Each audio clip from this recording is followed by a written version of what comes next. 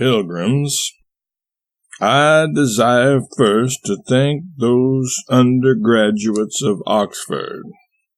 When a man has grown so old as I am, when he has reached the verge of 72 years, there is nothing that carries him back to the dreamland of his life, to his boyhood, like the recognition of those young hearts up yonder.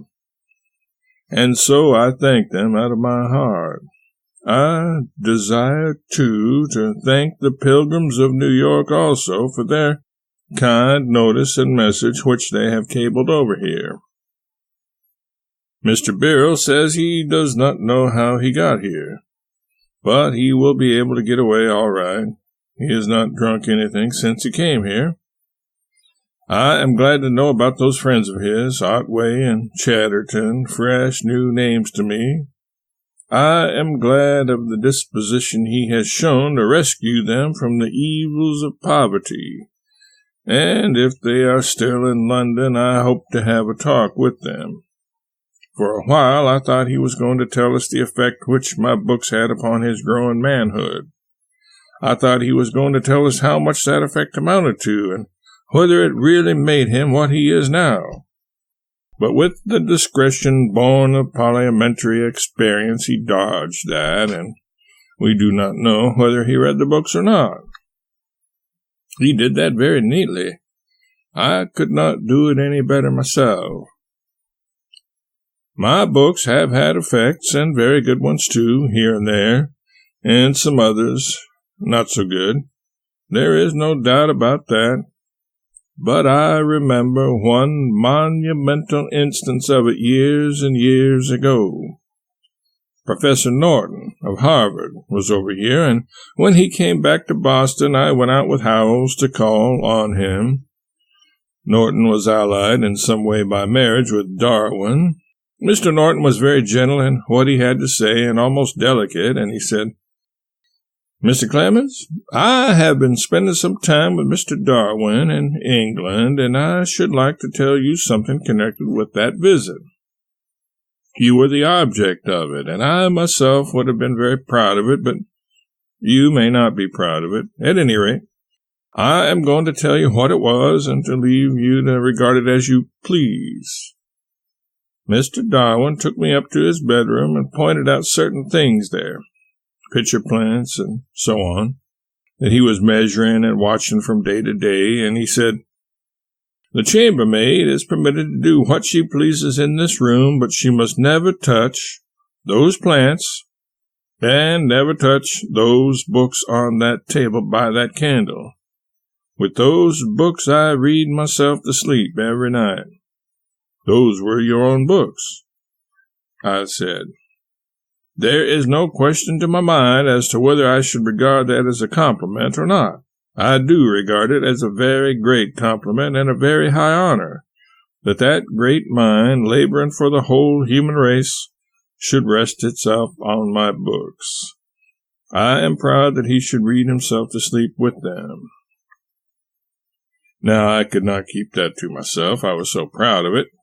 As soon as I got home to Hartford, I called up my oldest friend and dearest enemy on occasion, the Reverend Joseph Twitchell, my pastor, and I told him about that, and of course he was full of interest and venom.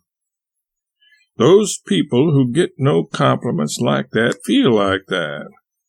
He went off. He did not issue any applause of any kind, and I did not hear of that subject for some time. But when Mr. Darwin passed away from this life, and some time after Darwin's life and letters came out, the Reverend Mr. Twitchell procured an early copy of that work and found something in it which he considered applied to me. He came over to my house. It was snowing, raining, sleeting, but that did not make any difference to Twitchell.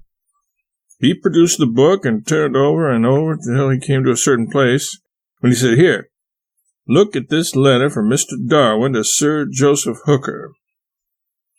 What Mr. Darwin said, I give you the idea, not the very words, was this: I do not know whether I ought to have devoted my whole life to these drudgeries in natural history and the other sciences or not.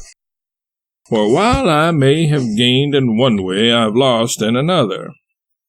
Once I had a fine perception and appreciation of high literature, but in me that quality is atrophied.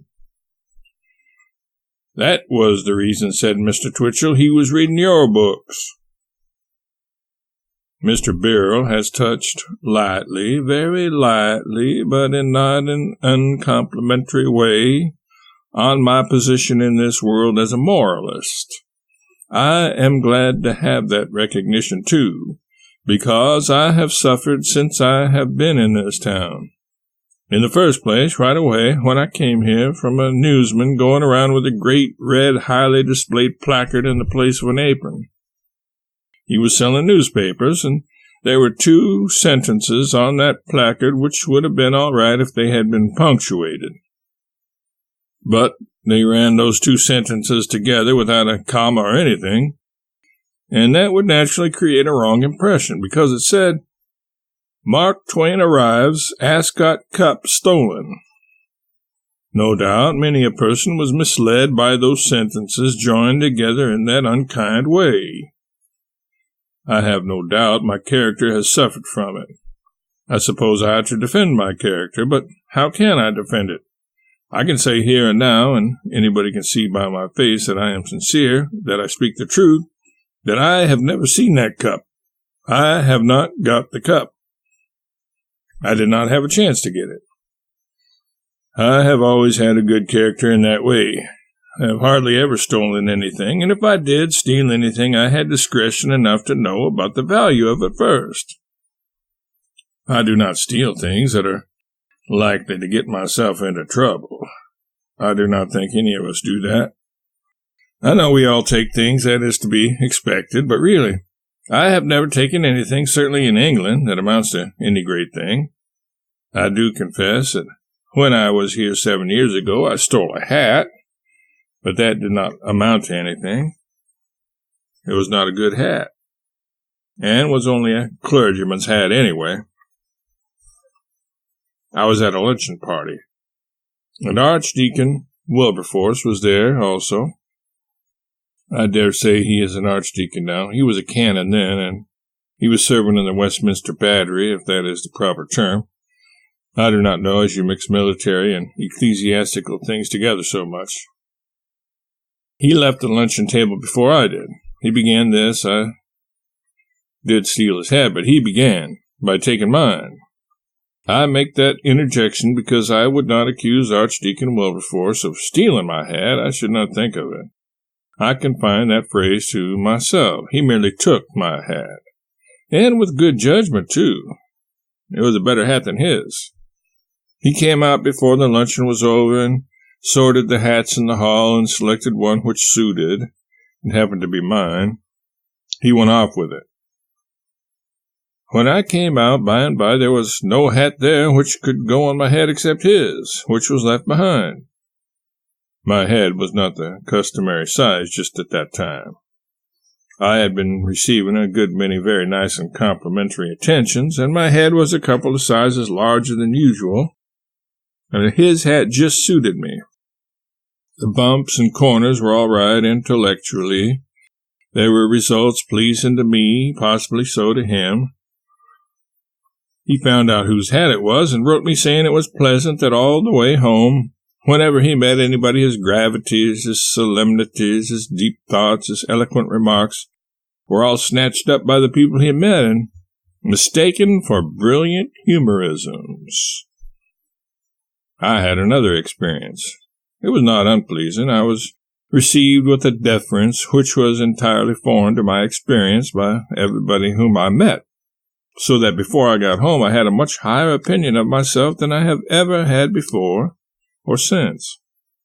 And there is in that very connection an incident which I remember at that old date which is rather melancholy to me, because it shows how a person can deteriorate in a mere 7 years. It is 7 years ago. I have not that hat now. I was going down Pall Mall or some other of your big streets, and I recognized that that hat needed ironing. I went into a big shop and passed in my hat and asked that it might be ironed. They were courteous, very courteous, even courtly. They brought that hat back to me presently, very sleek and nice, and I asked how much there was to pay. They replied that they did not charge the clergy anything. I have cherished the delight of that moment from that day to this. It was the first thing I did the other day to go and hunt up that shop and hand in my hat to have it ironed. I said, when it came back, how much to pay? They said, 9 pence. In 7 years, I have acquired all that worldliness, and I am sorry to be back where I was 7 years ago. But now I am chaffing here, and I hope you will forgive me for that. But when a man stands on the verge of 72, you know perfectly well that he never reached that place without knowing what this life is. Heart-breaking bereavement. And so our reverence is for our dead. We do not forget them. But our duty is toward the living. And if we can be cheerful in spirit, cheerful in speech, and in hope, that is a benefit to those who are around us. My own history includes an incident which will always connect me with England in a pathetic way, for when I arrived here 11 years ago with my wife and daughter, we'd gone around the globe, lecturing to raise money to clear off a debt. My wife and one of my daughters started across the ocean to bring to England our eldest daughter. She was 24 years of age and in the bloom of young womanhood, and we were unsuspecting. When my wife and daughter, and my wife has passed from this life since, when they had reached mid-Atlantic, a cablegram, one of those heart-breaking cablegrams which we all in our days have to experience, was put into my hand. It stated that that daughter of ours had gone to her long sleep. And so, as I say, I cannot always be cheerful, and I cannot always be chaffing. I must sometimes lay the cap and bells aside and recognize that I am of the human race like the rest, and must have my cares and griefs. And therefore I noticed what Mr. Birrell said. I was so glad to hear him say it. Something that was in the nature of these verses here at the top of this menu. He lit our life with shafts of sun and vanquished pain. Thus 2 great nations stand as one in honoring Twain. I am very glad to have those verses. I am very glad and grateful for what Mr. Birrell said in that connection. I have received since I have been here in this 1 week hundreds of letters from all conditions of people in England, men, women, and children, and there is in them compliment, praise, and above all and better than all, there is in them a note of affection.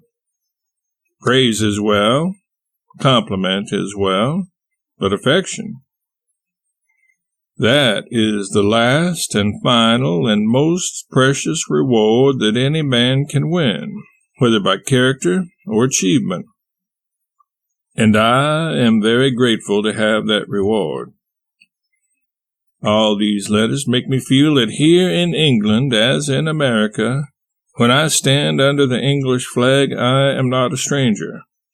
I am not an alien, but am home.